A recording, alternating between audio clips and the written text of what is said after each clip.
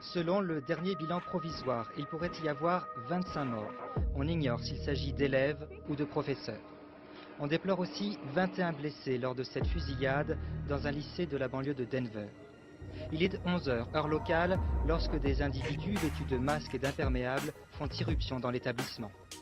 Depuis octobre 1997, 5 fusillades ont éclaté dans des écoles américaines, 12 lycéens et un professeur ont été tués.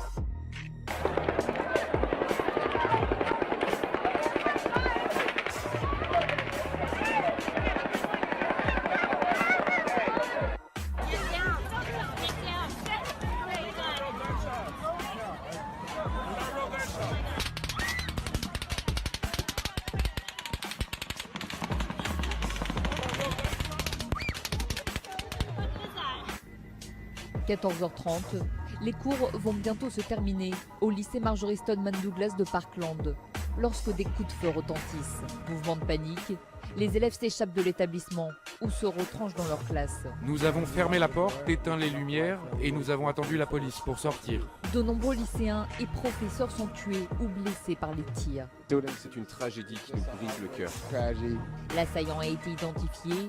Il s'agit d'un ancien élève âgé de 19 ans, renvoyé de l'établissement pour des raisons disciplinaires. Il a été arrêté par la police à Coral Springs, ville voisine de celle où se trouve le lycée. Il est écroué. Nous avons déjà commencé à éplucher son site internet et les réseaux sociaux qu'il utilisait. Certaines des choses qui apparaissent sont très perturbantes. C'est la 18e fusillade depuis le début de l'année dans un établissement scolaire aux États-Unis. Donald Trump a réagi sur les réseaux sociaux, écrivant, je cite, « Aucun enfant, enseignant ou quiconque ne devrait jamais se sentir en danger dans une école américaine. »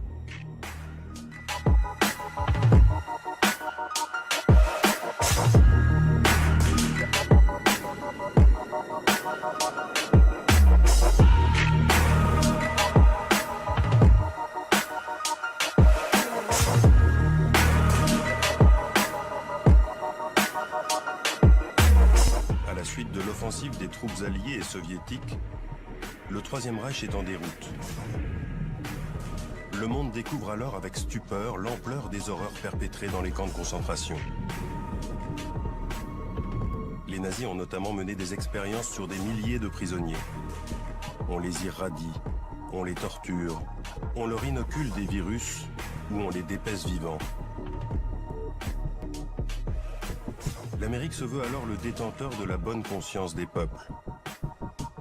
Elle impose rapidement la tenue des fameux procès de Nuremberg, qui visent à juger les dignitaires allemands pour les crimes de guerre et crimes contre l'humanité. Lors du procès des médecins, fin 1946, 20 docteurs et 3 officiels nazis passent en jugement.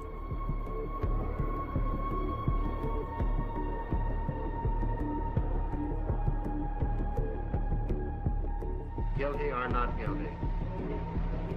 Nicht schuldig. 5 des accusés sont acquittés. 7 sont condamnés à mort et les autres à des peines de prison. À l'occasion de ce procès, l'Amérique rédige le Code de Nuremberg. Le contenu en est exemplaire. Celui-ci détermine l'éthique qui doit prévaloir lors des expérimentations pratiquées sur l'être humain. Mais en parallèle, les Américains convoitent les scientifiques et les médecins allemands et les exfiltrent vers les États-Unis. And they discovered that if they scarred the brainstem, they could create somebody with a photographic memory.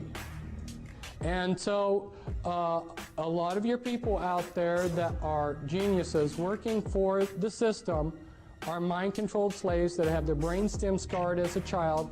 They've been given a photographic memory, and they've got programming.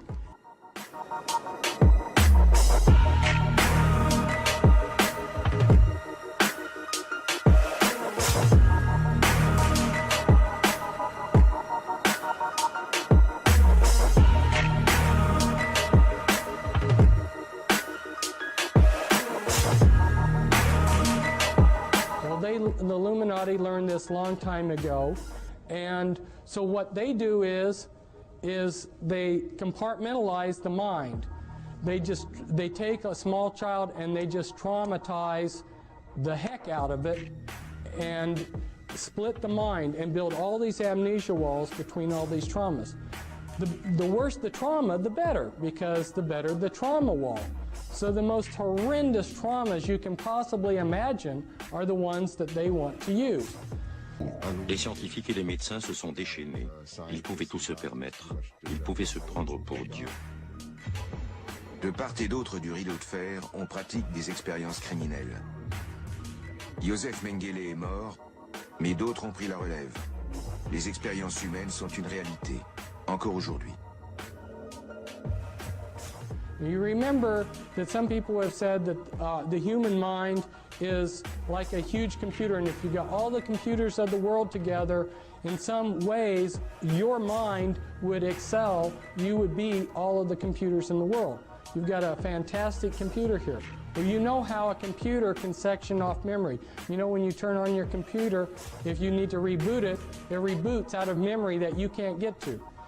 In order to make a functioning computer, the big hurdle that they had to jump over was to be able to create memory that you couldn't access. Well, that's what they're doing with the mind. They're splintering up your memory into thousands of little pieces. My co-author on a couple books on the mind control, her mind was split 30,000 ways. For instance, if you electroshock somebody, you destroy their short-term memory for about 24 hours. So every time that Cisco was used for some purpose, let's say she was running drugs for them or being used as a sexual slave or whatever they were using her for, on a daily basis practically, they would electroshock her. What that would do is splinter your short-term memory. Once they get you programmed to where they want you, then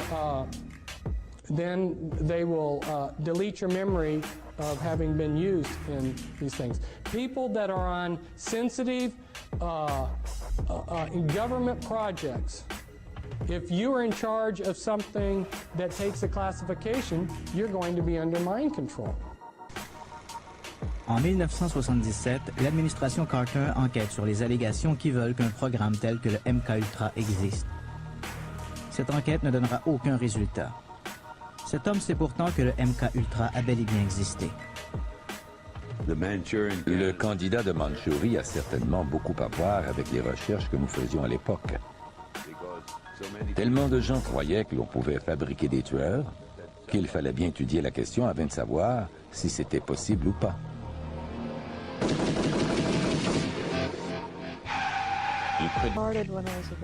Tout a commencé lorsque j'étais une enfant. Mon père était un assassin et s'intéressait au contrôle de l'esprit par la torture, l'hypnose et autres moyens. Il m'a utilisé comme cobaye afin de montrer à ses collègues de la CIA, entre autres, ce qu'il pouvait accomplir avec un enfant. Mon apprentissage a donc commencé dès l'âge de 4 ans.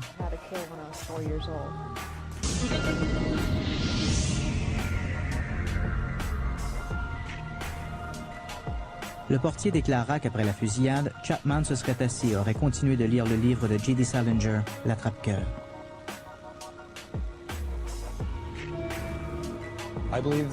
Je suis persuadé que l'attrape-cœur contient certains mots déclencheurs et que le livre a été utilisé dans le programme de contrôle de l'esprit. Le livre lui-même a été écrit par un ancien officier de l'OSS, Office of Strategic Services. L'attrape-cœur a été retrouvé sur plusieurs scènes d'assassinat. Il est donc logique de penser que ce livre joue un rôle quelconque dans la fabrication des assassins. Les tenants du complot soutiennent qu'il existe des implants au cerveau qui permettent de contrôler les sujets à distance. Dans les années 50 et 60, on a implanté des électrodes dans le cerveau de certains individus. Ces recherches avaient été financées par l'armée et la CIA. Beaucoup de preuves existent à l'effet que des implants ont été utilisés sur des humains en vue de les manipuler. Ce métrage, qui date des années 60, nous montre une expérience avec un taureau. Il est aussi facile de contrôler ses humeurs que de changer les postes de télévision au moyen d'une télécommande. Nous savons qu'en implantant une électrode au cerveau d'une personne, on peut contrôler les effets électriques à distance et influencer considérablement son comportement.